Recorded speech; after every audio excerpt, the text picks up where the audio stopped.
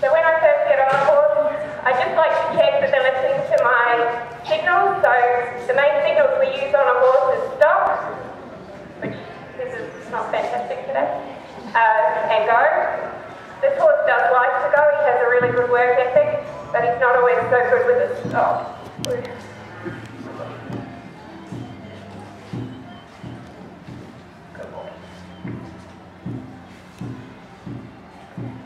The aim in riding dressage is to get the horse to perform certain movements and walk, trot and canter with the slightest signals.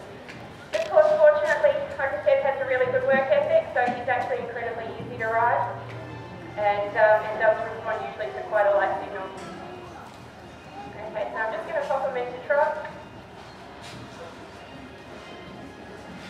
When I start out in trot, I start out in what we call rising trot, which is where I can stand up every second beat like I'm doing at the moment, as opposed to the sitting trot, which is this, where I sit. If you start out in rising trot, it just gives them a chance to relax the muscles over their back. And what I'm trying to do is just get him to stretch his neck forward and stretch his muscles over his back, just to get him to relax. Same thing when I go into trot, in addition to wanting him to stretch and relax, I also want to check that he's listening to me with a stop and a go, so I want to see that I can slow him down if I want, which I can, and then speed him up again if I want. He's responding quite well to me. So it's fairly black and white with horses. We try and use a leg aid to go and a rein aid to stop. And try not to confuse the two by applying them at the same time. We also want to check that he turns. Does he respond when I pull on the right rein? Turns right. Pull on the left rein? Turns left.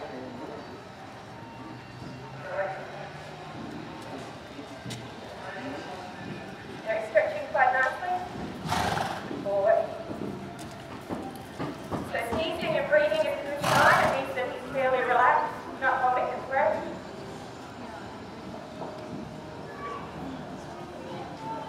And I want to check that he'll come back to walk if I ask.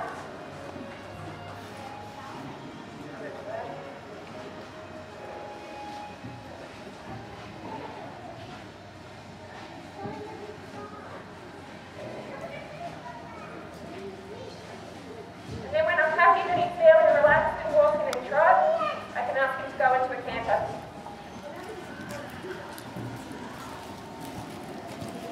Same thing, I want to check that he'll come back, which he does, and then he'll go forward, which he does.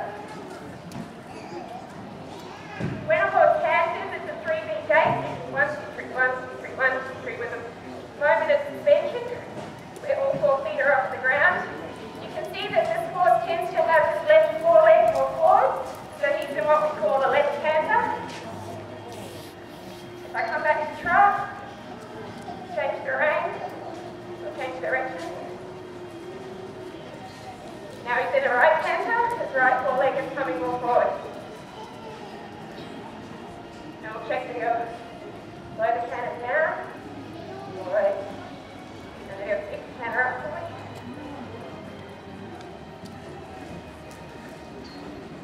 Good. And then he'll come back to trot. Does. So he's responding to quite a nice light leg aid there. Now check if he can go to walk. Do that. Not too early.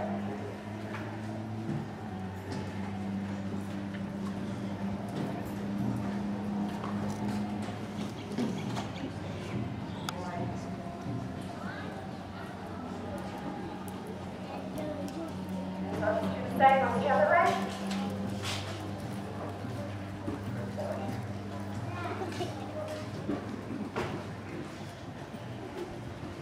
Very important with horses, you're always clear. You can see them when I asked him to come back to walk, he wanted to trot.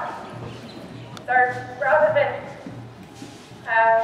letting him just jog in the trot rather than walk, I was very insistent that he walk. If he didn't listen to me, then I would make him do a halt.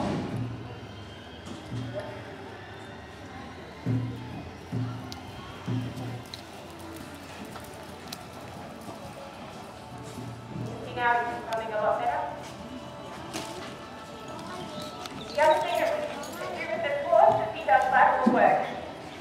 So lateral work means that he can go sideways. For example, here, bend around my inside leg with his neck flexed to the left. This is a movement called shoulder in. Alternatively, we can do another movement where again, flex around my left leg, so by flex I mean his body's in, but his quads travel in. This is a movement called Draught. What is it?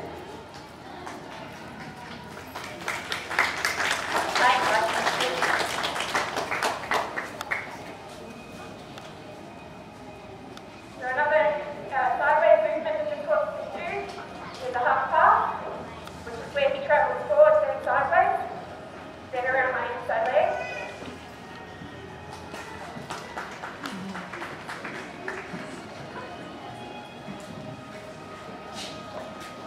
And all these movements we need to be able to do on both reins.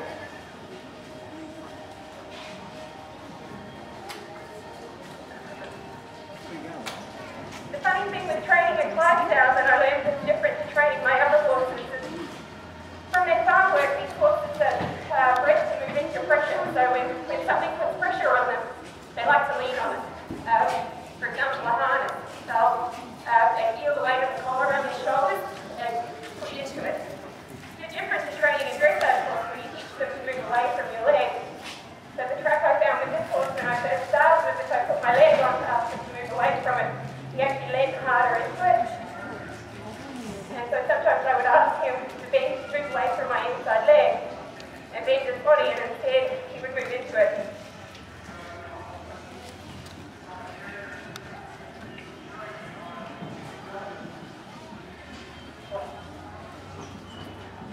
Okay, so I'm feeling happy that he can go sideways. So I'll pop him in canter. Just check that he'll go sideways in canter. So again, this is the half pass. In the canter. The other thing that I just started with him that I'd like to show you, it's not very good yet, but I've just started a canter pirouette with him. Canter pirouette is where they move in a circle, leaving their quarters to the inside. You can see he finds that a little hard still, but he's trying.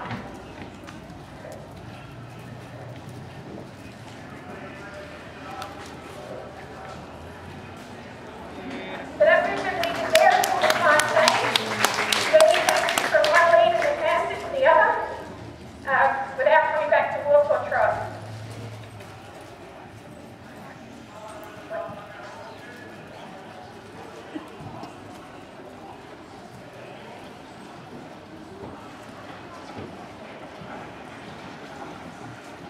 As the horses become more educated, they can start to do flying changes in sequence.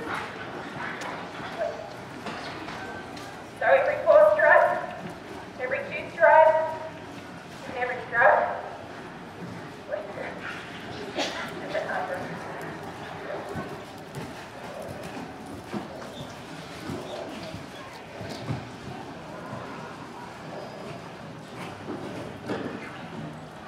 So this horse at the moment is really only doing single changes. Sometimes I can get more than one.